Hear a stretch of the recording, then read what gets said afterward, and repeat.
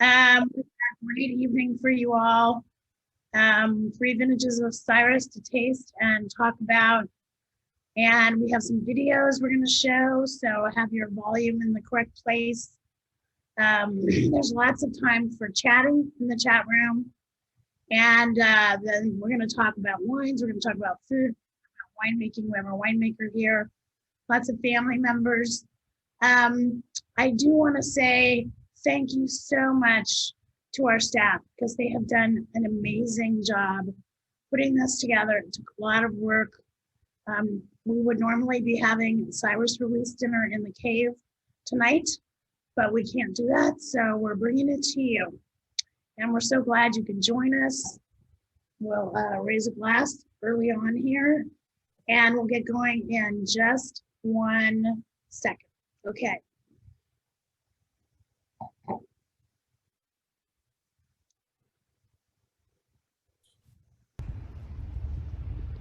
Greetings from Montage, Hillsburg. My name is Petra. I'm the beverage manager and sommelier at the brand new Montage Luxury Resort, the first Montage in Northern California.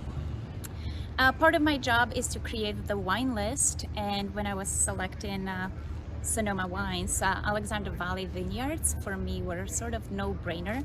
We are located in the heart of Alexander Valley, so I wanted to highlight our neighbors and show the local support. But also CYRUS being the first setter in Alexander Valley, I thought that it would be a great tribute to him. I was lucky enough to get the 2006 vintage on the list. One thing was I wanted to offer our guests something that they cannot find on a daily basis at the winery or in the store, so offering some depth, but also wanted to show them wine that has already age and maturity on it, and also show what the potential of vines or wines in Alexander Valley or in Sonoma are. So the 2006 vintage is absolutely stunning. Like I said, it's already have some depth and maturity on it, but still showcasing beautiful darker fruit, a little bit of coffee spice and dark chocolate, and it's absolutely a perfect pairing for a lot of our dishes. Happy birthday, CYRUS.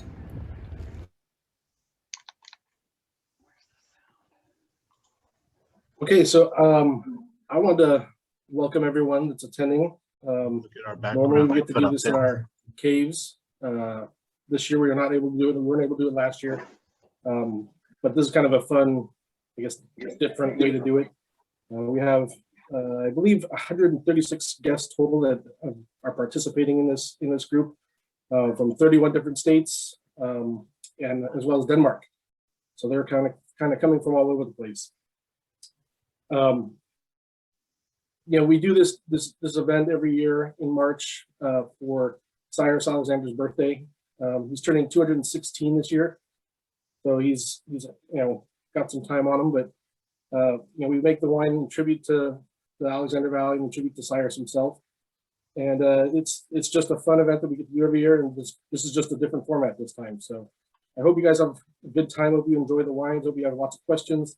If you have any questions, I think you're supposed to submit them via the chat option rather than talking, at least at this point, because we can't have a whole bunch of people all talking over one another. Otherwise it gets too confusing. But I hope you guys enjoy the rest of the event, enjoy the wines, have fun, and ask away. Cheers, guys.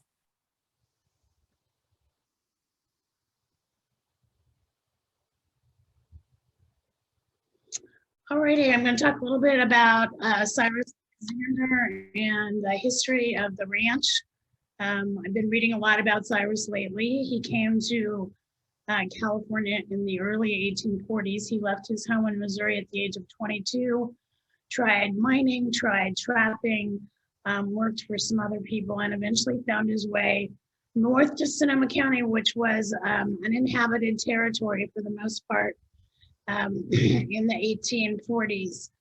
He arrived in the 1840s. He built an historic adobe, which my parents restored. He built a schoolhouse. He built a main house, married, had children, and ran a very successful farm there. The family cemetery is on the property, so it's a very historic site. And it's really enjoyable to be able to share that history and preserve that history and talk about that history with lots of different people. Valley was pretty much farmed in wheat and crops until grapes started being planted after Prohibition. And then our parents bought the property in 1960 from the granddaughter of Cyrus Alexander. We started planting grapes in the mid-60s.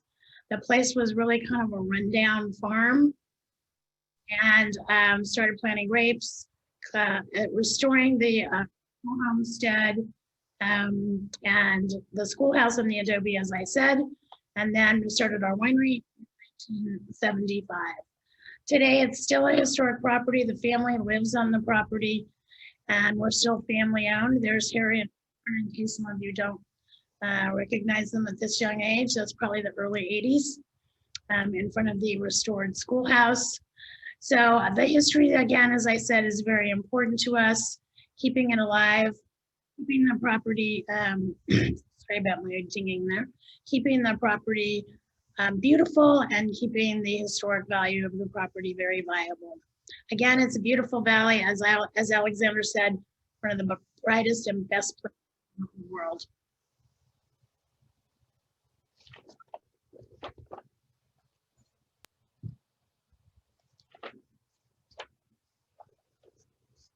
Hey, if there are any questions in the chat, I don't see any, but if anyone has questions, feel free to put them in the chat, and I'm certainly happy to answer them.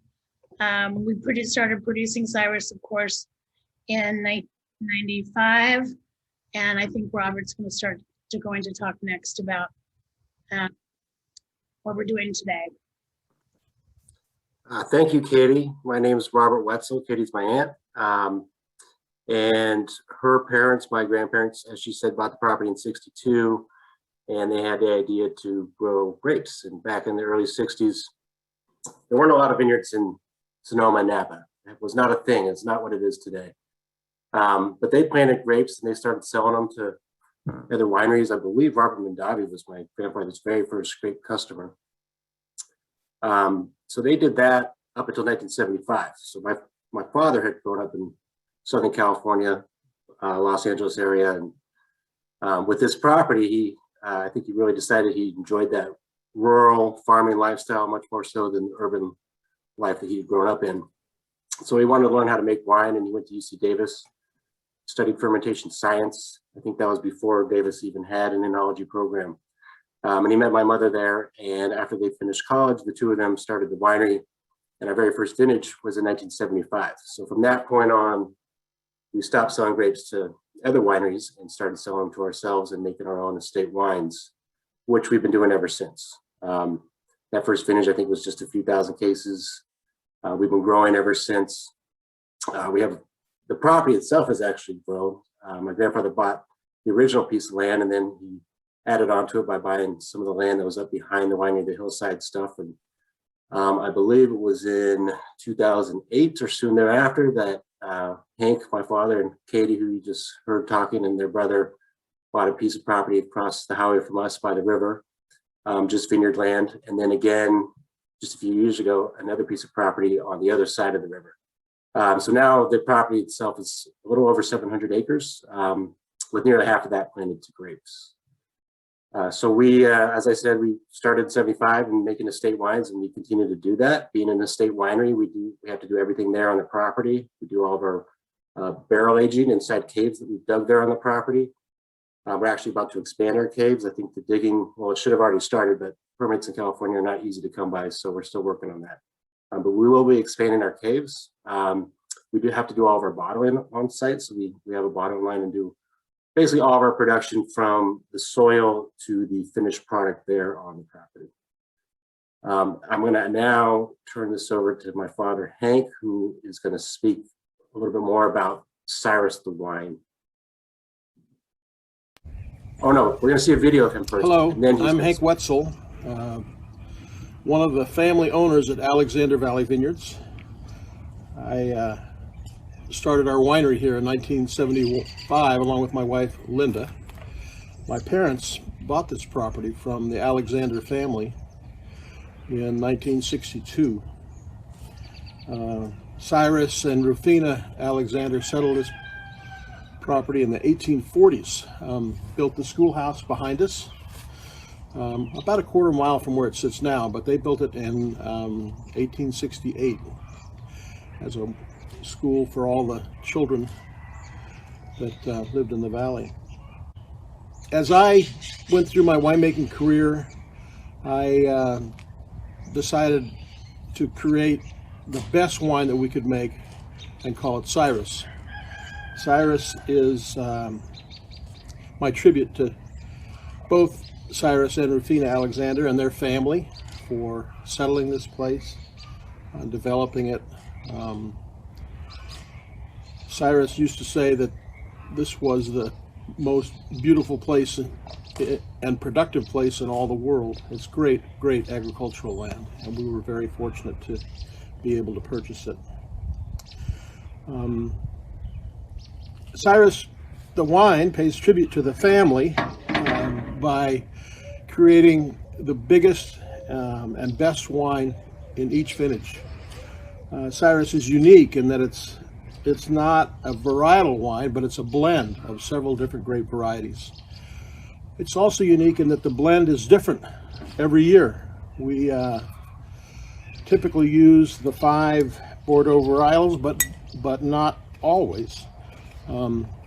And that makes it different than all of the other high-end wines that are in the marketplace from both Napa and Sonoma County. And it creates a great opportunity for Kevin Hall, my winemaker, to use his artistic abilities in blending this wine and putting it together.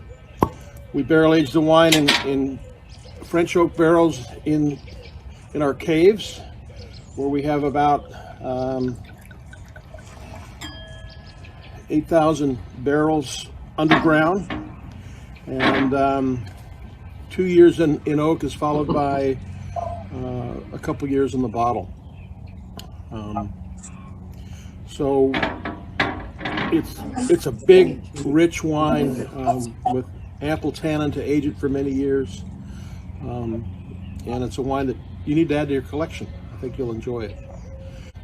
Enjoy.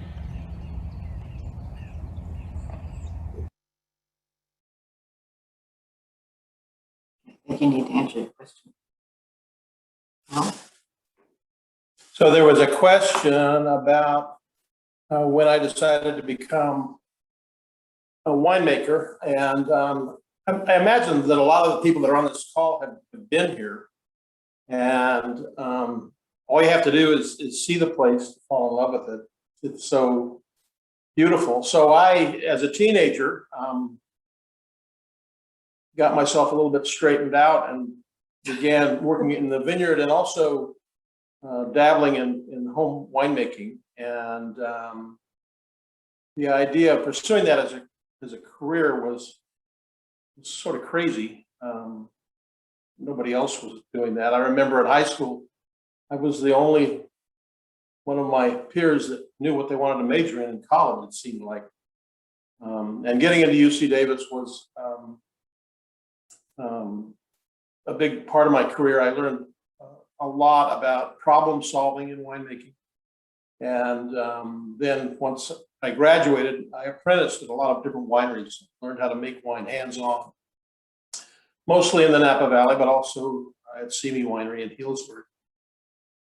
And then the idea of producing a Bordeaux blend and calling it CYRUS really came to me in the mid-1980s as we began to release older vintages of our estate Cabernet. They were really well received, so CYRUS was kind of the next step in that. And I love seeing what Kevin does with the CYRUS blend every year. He shows a lot of imagination, and I love the way that he puts the blend together. Wines are always great, and they have a continuity of flavor profile that extends from vintage to vintage. The wines are pretty easy to identify. because of the way they're made, because of the extended barrel aging time, and the great tannin structure wine has that Kevin creates as he puts it together.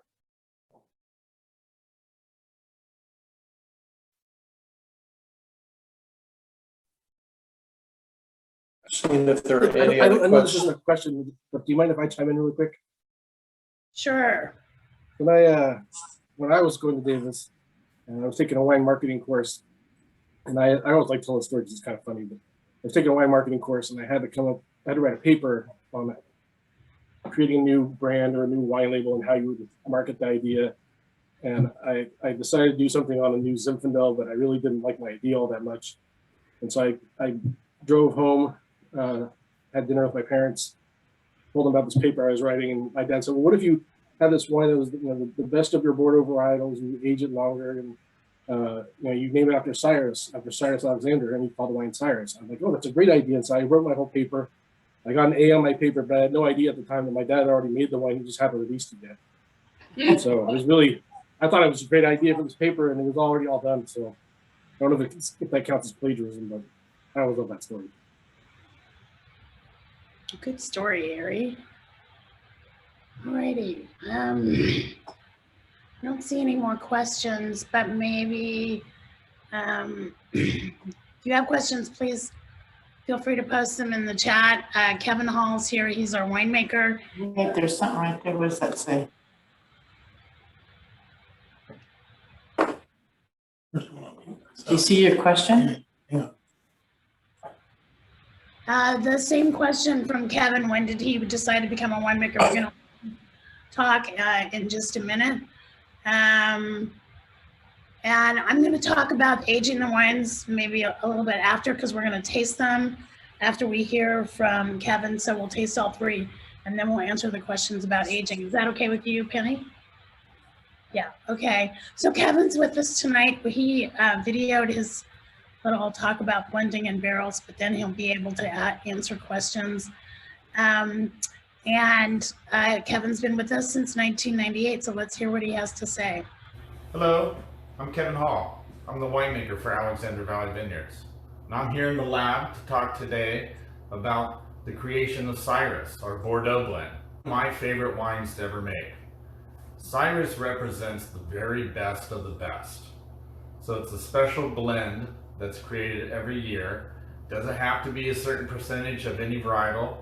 I tend to like to use all 5 Bordeaux varieties. So it usually is a blend of Cabernet, Cab Franc, Merlot, and Petit Verdot and Malbec. But I'm not held by any certain standard. The goal is always to make a wine that surpasses the components. So a blend that is not Cabernet, that is not Merlot. You'll have those characteristics in this wine, but I want a wine that's seamless, that transcends each of those components. It takes a long time and a lot of different lots to get to that point. CYRUS usually comes from about 60 different individual wine lots. The way I like to do it is those lots are aged separately for the very first year. So Cabernet is kept separate, Merlot is kept separate, and so on. During that year, I'm constantly tasting barrels. I'm constantly tasting those wines to see how they're developing and maturing, getting an idea of how they might be in the future.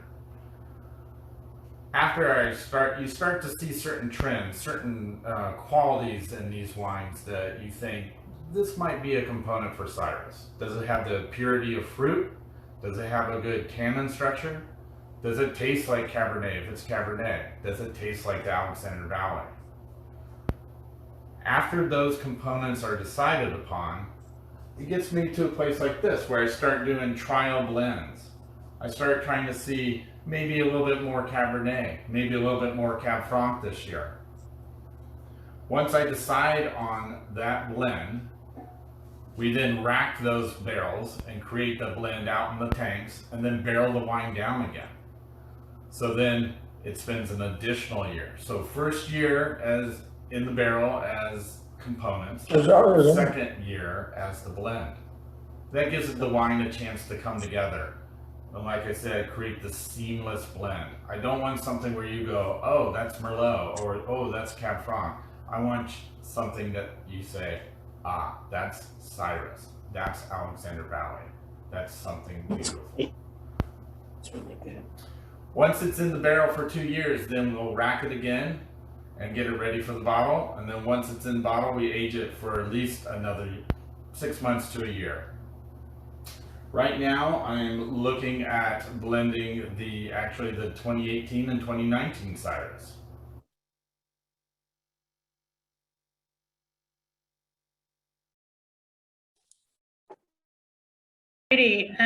Kevin, we had someone ask the same question. When and how did you decide to become a winemaker? And you might talk about your travels and all the places you traveled and worked as well.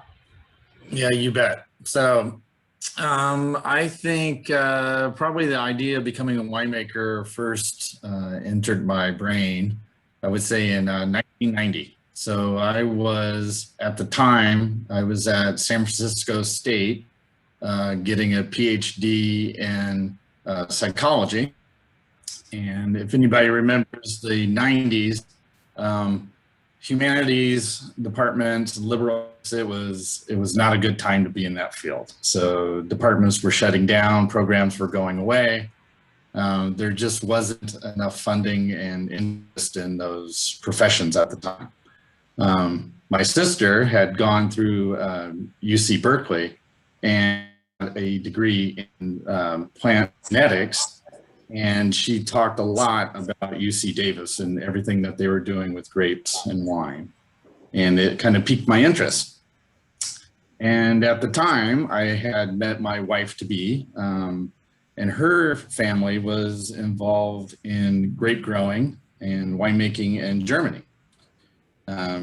Immigrated to the United States, and she was born here, but they still always talked about Germany and how great the wines were. And that was my first introduction to wine.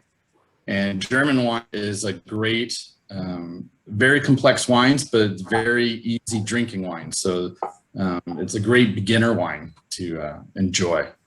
So the more and more I wanted to relate to my future in-laws, the more I learned about wine, and eventually led me to approach UC Davis.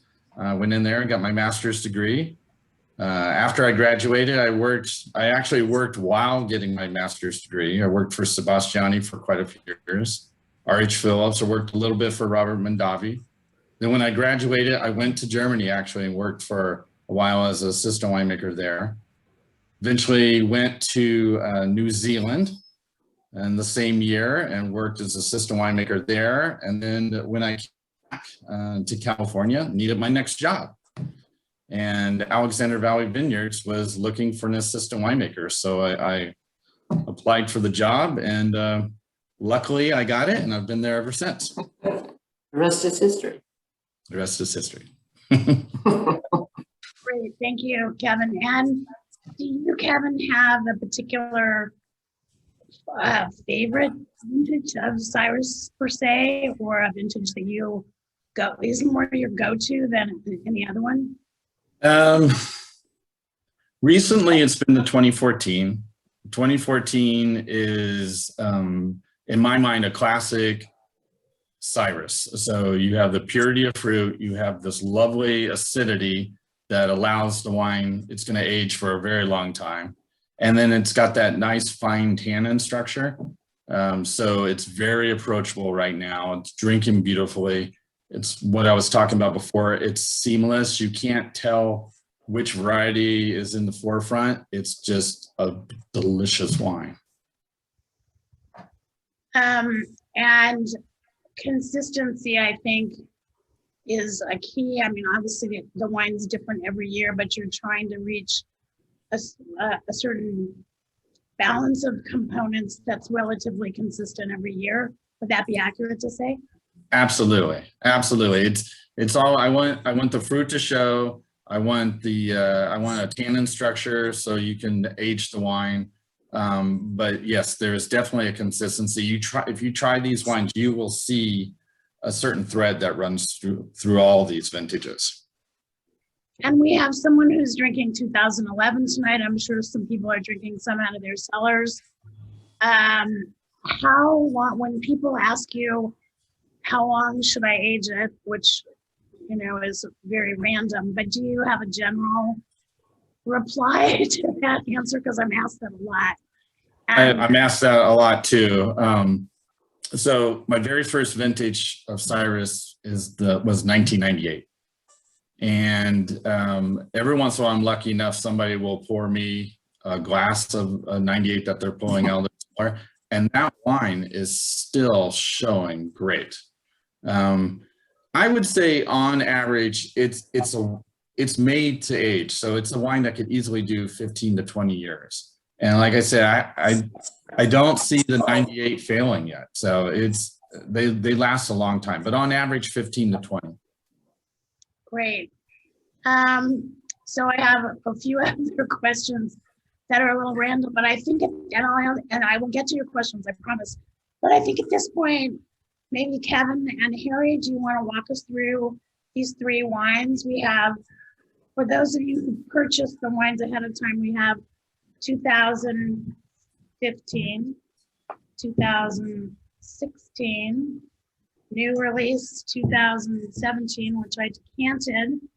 I don't think we need to spend lots of time on it, but maybe the two of you could walk us through your feelings about these wines and maybe a little bit about the vintages and what might have been challenging about them. 15, 16, 17. You bet.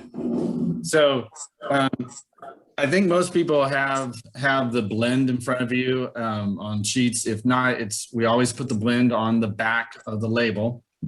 And like I was talking earlier, I'm working on my 21st vintage of CYRUS. So if it wasn't for the fact that these labels blend on the back, I would be lost half the time. Starting with the 2015, now that vintage, the thing I remember about that was it was a drought year. It was a very warm year. Was it 1 year? Yeah. It was a very warm year. Probably ripened really early. It ripened early. We had a heat wave in July, which then really sped things forward. So what I did was to try to, I always have Cabernet is like the framework, the structure of the blend. And then I'll put some Merlot to kind of flesh that out. Cab Franc gets blended in for a floral quality and a little bit of color. Petit Verdot for acidity and this really intense color. And then Malbec kind of broadens the palate. So because of the drought year and the warm growing conditions from that year, I used more of the supporting cast, if you will. So this one has more Merlot than I usually use. I needed something that Merlot ripens earlier than Cabernet, so it still maintained a good acidity. And I needed that acidity. I needed something to kind of elevate this wine a little bit. And then I also used a higher percentage of Petit Verdot and Malbec than I usually do for the same reason.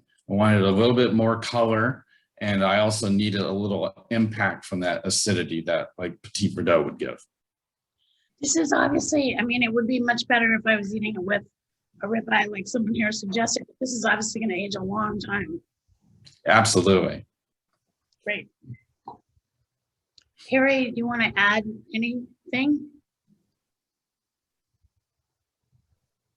No, nothing specific. I mean, when it comes to the winemaking, you know, Kevin kind of runs the boat. So I pretty much defer to whatever he has to say anyway. So I'll let him speak to it. And of course, these wines are available nationally, retail, on-premise, restaurant, hotels. They're in good supply, and of course, always at abdwine.com as well. Okay, you want to do the 16? Yeah. So 2016, it went back to predominantly Cabernet, so 62% for this one. What I remember from that growing year was we're still in the drought, so we're getting great concentration and flavors. but we didn't have, it wasn't a warm year. It was a nice, quote, normal growing season. So nice even temperatures throughout harvest. So we had a great cherry and cassis flavors, nice fine tannins. This wine is good amount of acidity in it. And to me, out of the three, this one actually, I think it's going to last the longest. But it's great concentration, great flavors. She put the 16. Kevin, can I ask you a question? Of course. Talk to us about the barrels that you use. Is that consistent? The coopers that you select from, is that consistent from one year to the next? It's pretty consistent. I mean, certain grape varieties are aged only in French oak. For example, the Petit Verdot, the Malbec, and the Cab Franc are only in French oak. Some of the Cabernet and some of the Merlot can be aged in French oak or American oak, depending on which lot.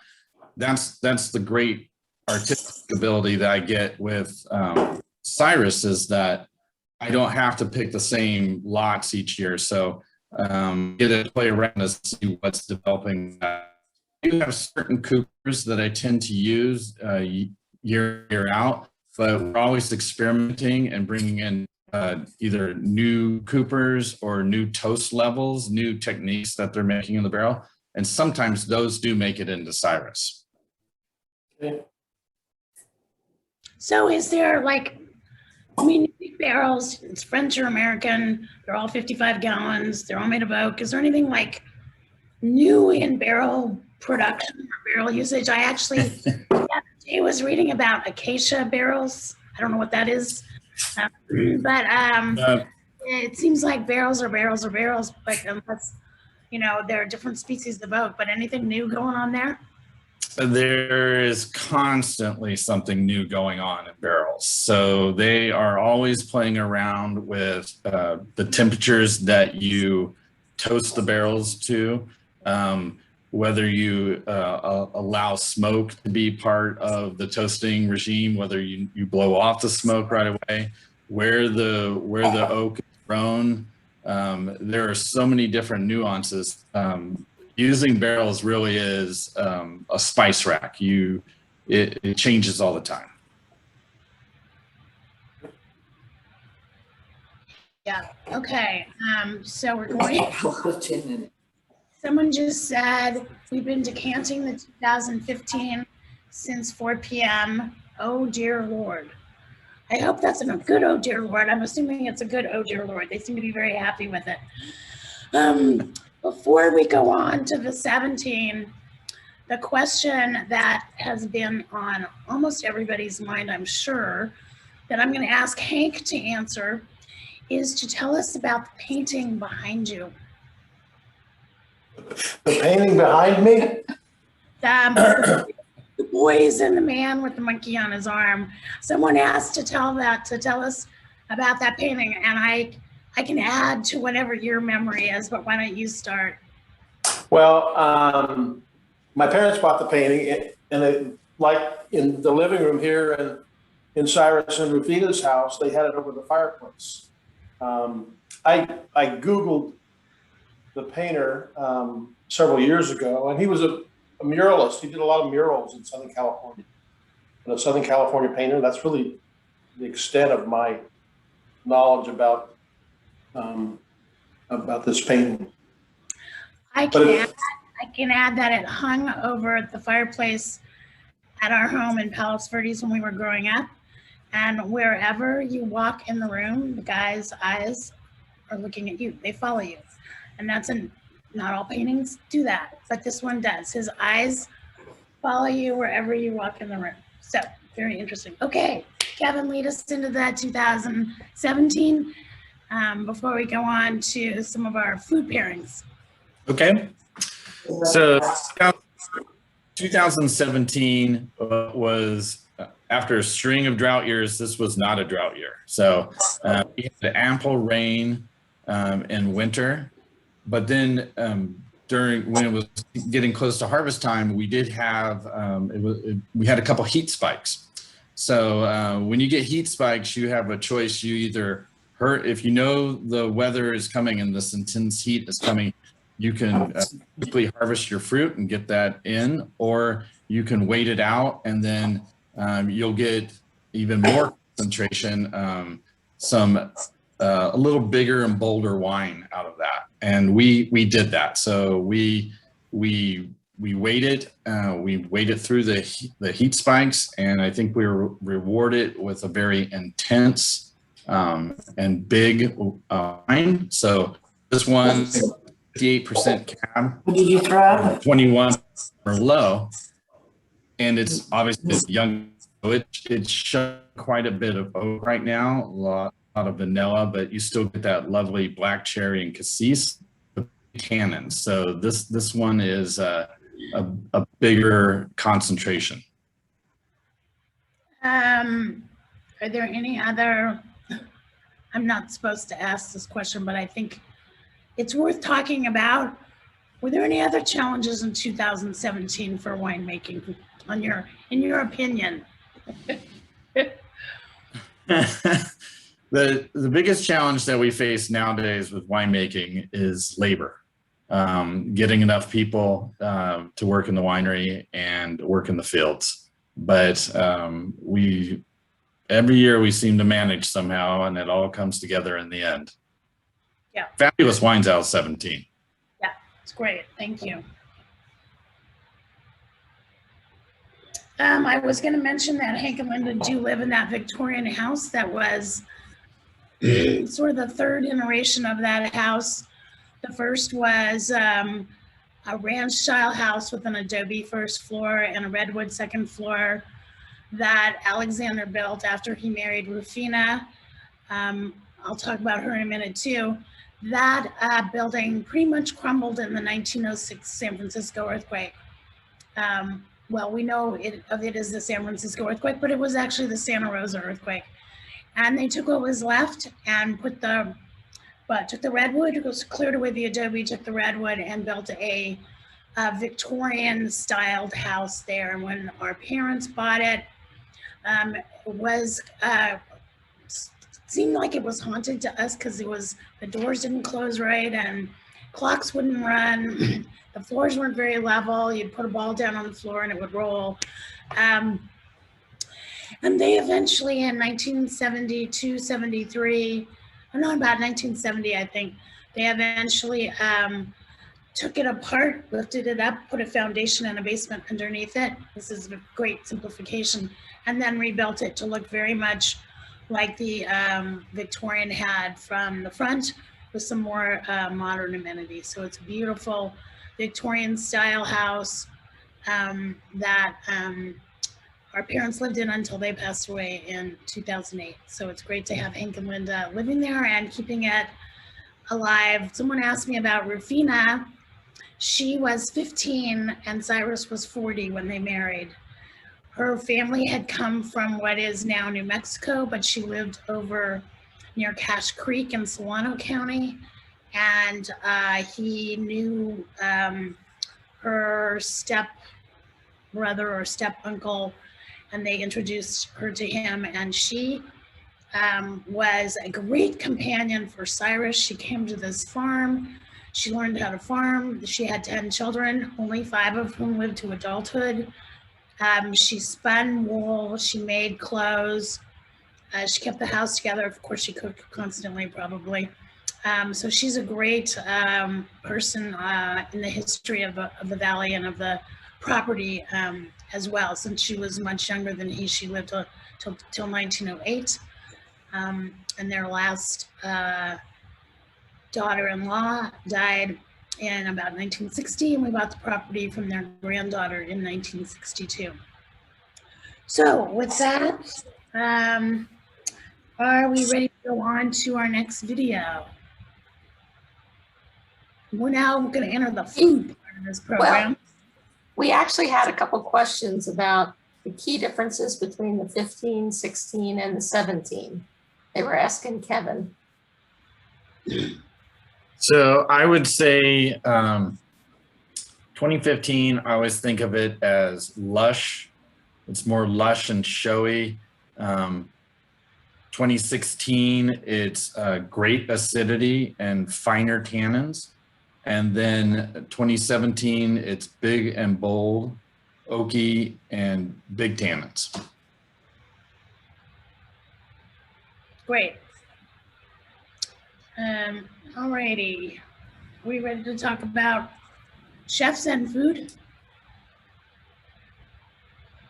I think we have a video from our local chef, who's a good friend. There we go. Hey, go. Somebody asked about the dog. Here it is. There's one. So while I'm opening this wine, I'm going to ask my friend Douglas Keene to talk about the recipe that he chose to go with this vintage of CYRUS and why he chose it. Hi, I'm Douglas, and I'm with CYRUS Restaurant. I've also been in Alexander Valley for about 18 years now, and it's truly one of the most beautiful places to live and cook. You know, it's a treat to be able to pair with a wine like this. First of all, it's a big wine, but it's a very finessed wine, and that's really important for when you're trying to do a perfect pairing. And so I think that the cool thing about it is there's great fruit from it, but also there's still acid. And when you cook with wines without any acid on it, it becomes really hard to pair. But when you get a wine with some decent acid on it, like this one, it actually allows you to do different things. And so that's why we picked the duck, because it's got a ton amount of umami as well as a good amount of fat with the skin. And then we have the red wine cabbage that goes with it that perks it up just a little bit. But no, another type of wine would actually be destroyed by that red wine cabbage. This is what worked absolutely perfectly. And then we were able to toast some chestnuts off and bring it all together. It's a not only, I mean, sometimes you get a little caught up in the perfect pairing. We had the chance to work with this wine and tweak the recipe to make it. I think sometimes the pairing is just about having great food and great wine. So I think we hit both notes on this recipe and pairing. One of the great things about the recipe, I think, is that you can do it ahead of time. And so you don't have to worry about cooking everything perfectly. You can just basically focus on rewarming the duck breast. The cabbage can be done ahead of time. The chestnuts can be done ahead of time. The duck can be rendered down and rested perfectly, and then you just warm everything up. And so I think it's more important just to kind of enjoy the time with your friends and family than it is to spend cooking right in front of them.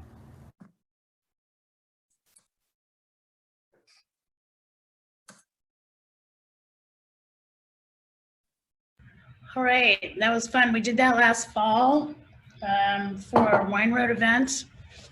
I have spilled wine on my computer, not a good thing. Doug's a neighbor of mine and a really wonderful, sincere guy, Top Chef Master. He won Top Chef Masters, or Top Chef Masters.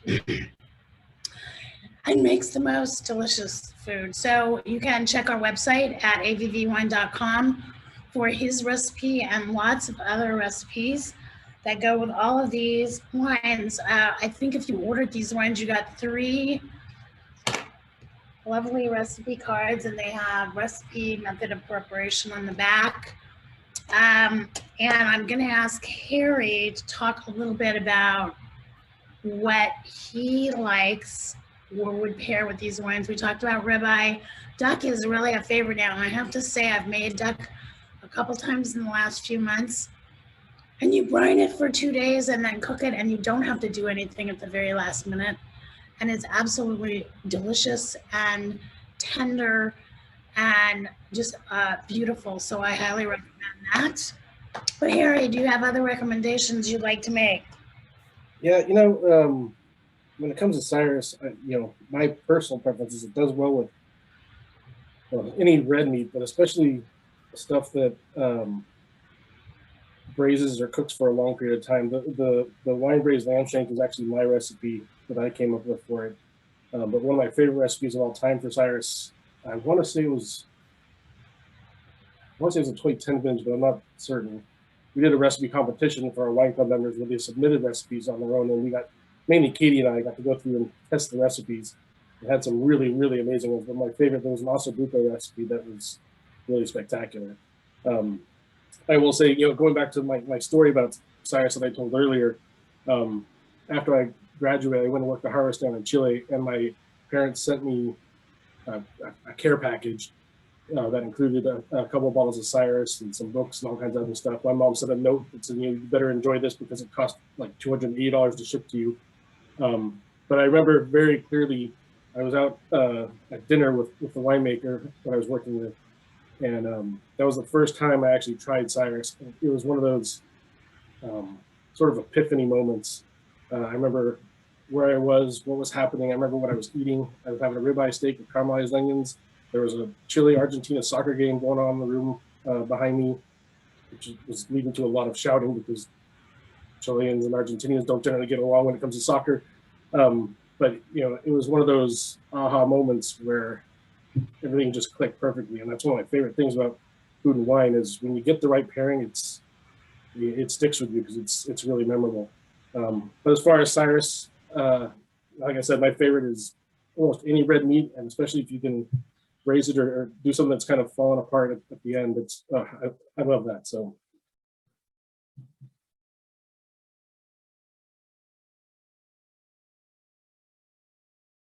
I'm going to ask Linda if she has anything in particular she likes to serve it with, but you have to unmute yourself, Linda. You have to unmute yourself, Linda. There you go. Well, I don't. Hank has to unmute me.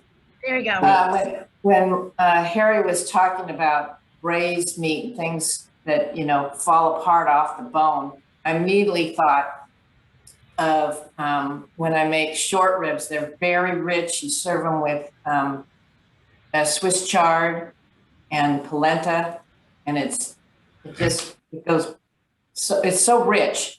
But that's what works with the rich wine like CYRUS. You caught me off guard, Katie. No,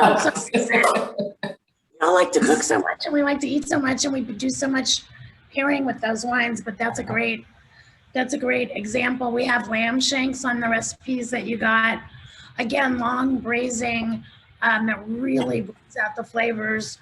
And then I did a ginger kumquat herb marinade last year that we have these herbs and we have these kumquats on the property, and it's great on flank steak, and that acid really, pairs nicely with the CYRUS. Penny, did you have a favorite that you like to pair it with? No, but I have one of my new dogs here I can introduce to everybody. Okay. Yeah, someone asked about the dogs. Talk about the dogs. I know. Come here, Coco. Well, this is our newest dog. Come here. Get up here. You can't see Coco, but she's right here. Real troublemaker. But she's been down at the tasting room all day, waiting for you guys to show up. Oh. But the dogs are all doing fine. Yeah, they're all doing fine, and we Too well sometimes with this dog. We seem to have more all the time. I think there's 4 dogs now, or 5. Well, if you count Hattie. It's 5 if you count Hattie. Yeah, but Junior's got a couple dogs too. It's true, but his dogs don't hang out at the tasting room. Why would you not count Hattie? I think they just forgot because she's the newest. There he is. She is. There she is. Okay. But we interrupted Penny. Penny was going to say something. Penny, I want to ask you about your favorite pairings. Oh gosh, I have lots of favorite pairings with CYRUS. I don't think there's anything that doesn't pair wonderfully with the wine, but probably this time of the year I like lamb. Spring lamb is just fabulous with CYRUS, and we're definitely going to enjoy that over the Easter holiday, and hopefully we can enjoy it with some family this year. Yeah, exactly. We're having Easter this year outside, separate tables for each family, but we're doing it. So I want to put one of our guests on the spot, and Monty, that's you. You have in your background a very large bottle of CYRUS and 2 bottles of our single barrel Cabernet. You obviously, since that is a background, I guess you're really enjoying those wines. If you want to unmute and maybe say something about how you found us, or how anything you'd like about Alexander Valley Vineyards. Well, you have to unmute first, so I can't hear you, and I can't unmute you, Monty. Monty, I can't unmute you, so you have to unmute yourself. You still have to unmute yourself, Monty. Can't hear you. Okay. Maybe if Monty. How about now? There you go. That's great. Thank you. No, I mean, we've been fans of Alexander Valley for over a decade. And we continue, Mike Fishbeck's help, to keep bringing wines in. Arnold Gilbert, who's on the taste, has been a long time friend. So our limited wine collection is predominantly Alexander. So we also, Randall Pettit is. Monty. What? I'm muting him. I'm muting Randall. Okay, that's probably a good idea. You can talk. You know, we've had the great opportunity to be at the release in the cave, which is one of our great memories. Have gotten to sit with Kevin Hall both there and at a number of the Houston Rodeo celebrations. So to say we're just great fans of Alexander Valley, and all three of these bottles are still in the cooler. So, but we're drinking one of the 2015s tonight and loving it. So that's all I got. Thank you so much for letting me pick on you or call on you. And I was going to ask Rob Wetzel, do you want to say anything maybe about the Houston Rodeo and how well we've done at the Houston Rodeo with Cyrus over the years? Yeah, I would be happy to. So the Houston Rodeo is a big deal in Texas, and a lot of people outside of Texas don't have any idea how big of a deal it is. But they started doing wine tastings, wine judgings, I want to say 15 years ago, and they have 100 judges that blind taste every wine. And no wine. So they always have one winner every year, the top wine called the Grand Champion. And I don't know if they do it anymore, but they used to give out saddles. But Cyrus, the wine, has actually won that event as the top wine. I think last year was like almost 2,000 wines tasted, and Cyrus won, came in first place, won the Grand Champion Award with the 2014 vintage. But going all the way back to 1999 vintage, that was the first one that won the Houston Rodeo wine tasting. And then we won again with the 2006, a third time with the 2008, and now a fourth time with the 2014. And I think there might be one other wine that's won twice, but no one has won 3 times, let alone 4 times.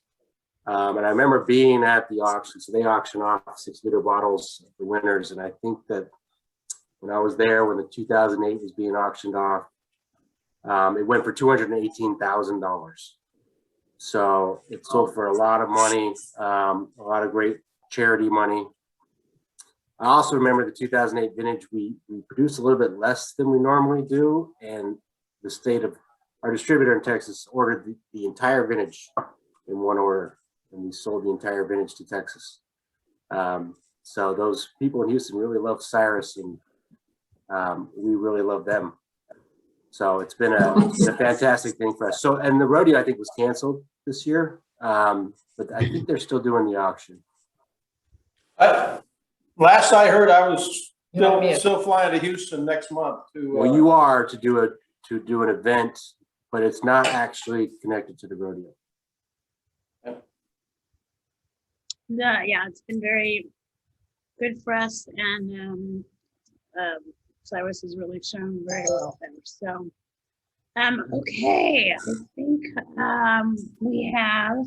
What do you have next, Penny? Do you have anything else you want me to mention? Yes, actually, I had a question about what kind of events are we planning this fall.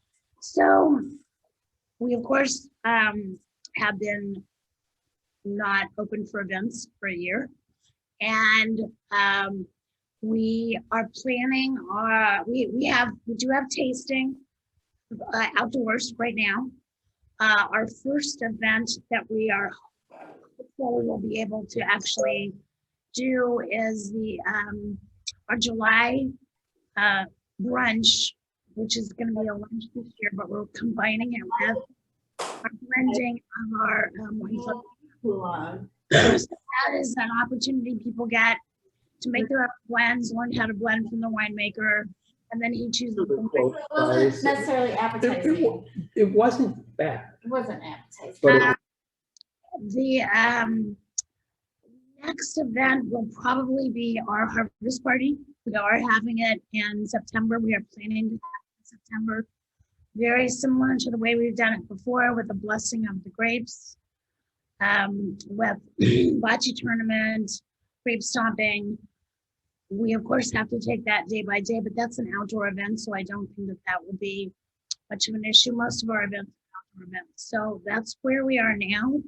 But keep going to our website and looking if you're planning to make a trip.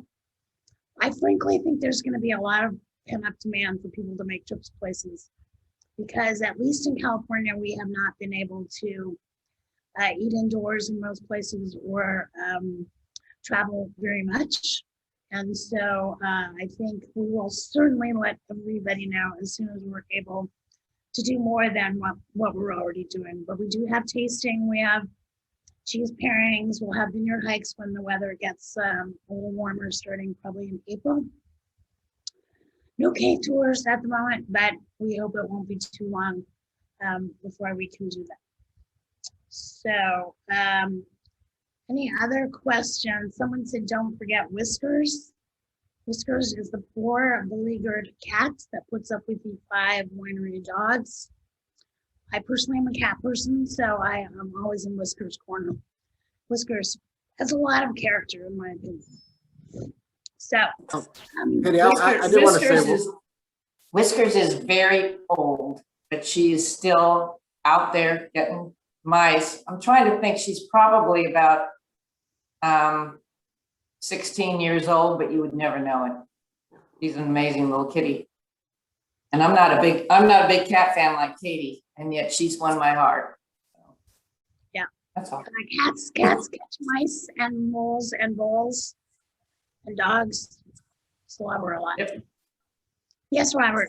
yeah, I just wanted to acknowledge because I was talking about the Houston Rodeo, and acknowledge Arnold Gilbert and his wife Donna that are on the call right now. So Arnold Gilbert lives in Houston, and he's a huge member of the rodeo committee and worked for us for many, many years.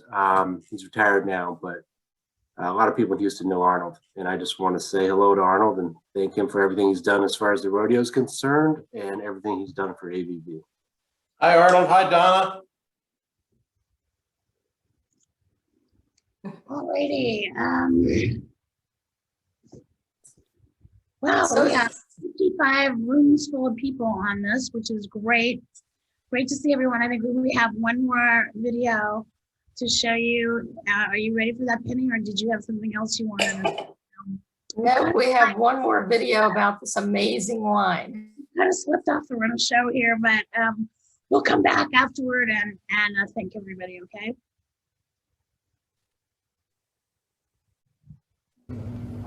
My name is Dustin Villette. I'm the chef owner here at Villette Restaurant right here in Gillsburg. And today we're talking about amazing Sonoma County wines, the CYRUS, right? This is done by Hank Wetzel, the Wetzel family. We've known these guys forever. My cousin, I guess my second cousin, Randy Finucci, goes up there to you guys' ranch all the time. My brother, my sister, my eldest brother all went to school right across the street right there at Alexander Valley School. And we buy stuff in their amazing, amazing garden. Their little pineapple guava is fantastic. All these amazing things. So today we're talking about amazing wine, which the horrible part of my job is drinking all these amazing wines. Cheers. Beautiful, great, really balanced, amazing wines. We're using this right here. We're pairing this dish right here, sorry, this wine, with a charred American Kobe called Wagyu, New York. With that, a little piece of bone marrow, a wild mushroom fondue, a little barrel-aged soy in there. Really good flavors, really good combinations, really showcasing the beautiful balanced tannins coming out there from Alexander Valley, along with that really good kind of caramelization of that steak. So please enjoy these amazing wines in our amazing area. Thank you.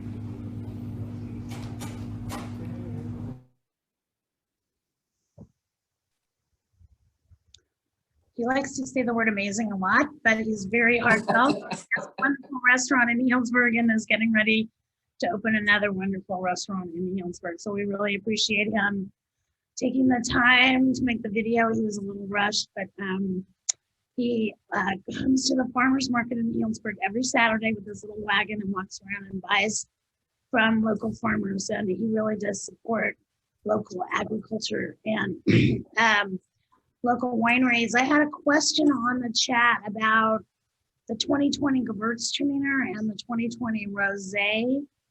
And I think the Rosé or the Gewürztraminer is going to be available in May. Does that sound correct? Somebody who knows better? Robert? The Gewürztraminer?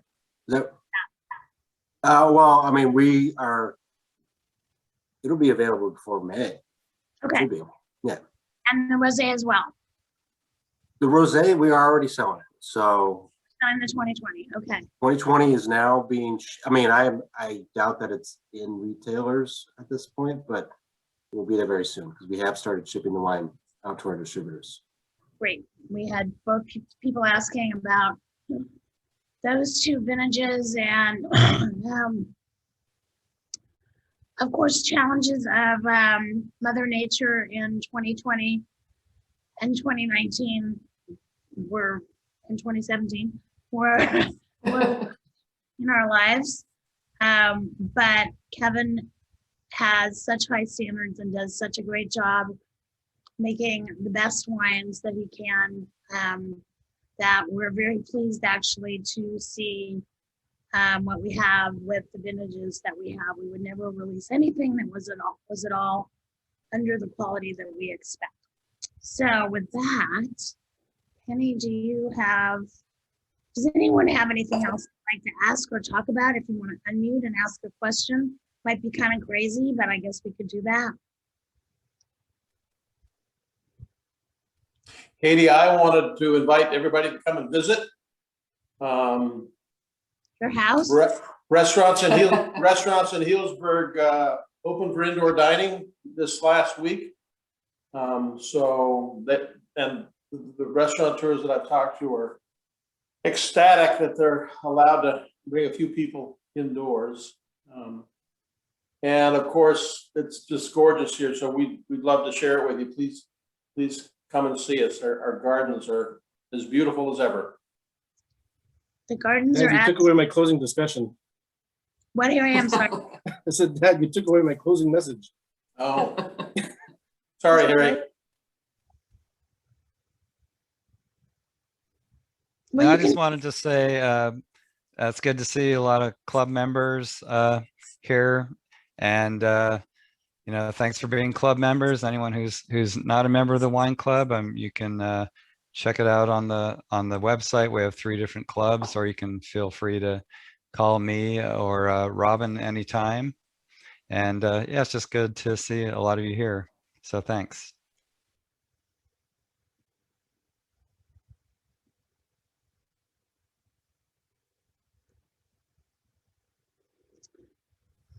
all right. Well, with that, I think everybody wants to go eat their dinner and drink their CYRUS. So Harry, do you have a closing message for everybody? Yes, I do. Well, before I get to the closing message, someone asked, there's a date set for next year's CYRUS celebration. There is not a set date, but it is always aimed to do it the weekend before or the weekend after March 15th, because that March 15th is Cyrus Alexander's birthday. So we try and do the event somewhere right around that time frame, but nothing is set yet. So as far as closing points, I'm going to reiterate what my dad said. Things have been closed here for a while and all over the place, really. But just in the last couple of weeks, local restaurants have started to open for indoor dining. We're allowed to do tastings by appointment only at this point. I'm hoping that's going to change shortly and we can get back to our original format of just letting people show up to come and try the wines. Get back to doing our cave tours, doing our barrel tastings, all that stuff that we do that's complimentary. Because we want to aim to have an experience when you're here that is not just enjoying the wines, but more of an educational focus on what we do and how we do it. So if you get a chance to come out, please do. At this point, like I said, we still have to schedule an appointment. For most of the appointments, we require 24 hours notice.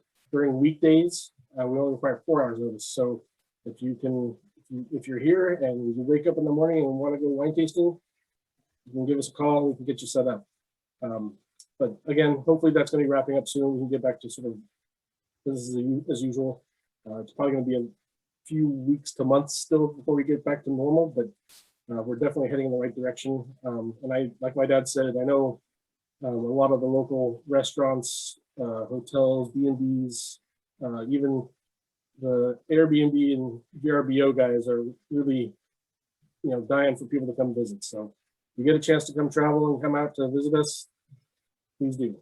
Otherwise, thank you guys. I hope you guys enjoyed the wine as much as I did. I hope you guys enjoyed the topics of discussion. It's always fun kind of doing these things. Usually, like I said, we usually do it in the cave. We can't do it that way this year. I will say it's a lot easier to discuss things with everyone because in the cave, when there's 100 people all talking at the same time, it's hard to keep everyone's attention. But at least this way, you get to hear what everyone's got to say, hear the stories, hear the backstories, hear the discussions about the wine, the food, and so on. So again, thank you guys all for coming, and I hope you're able to come visit us sometime soon. Thanks a lot.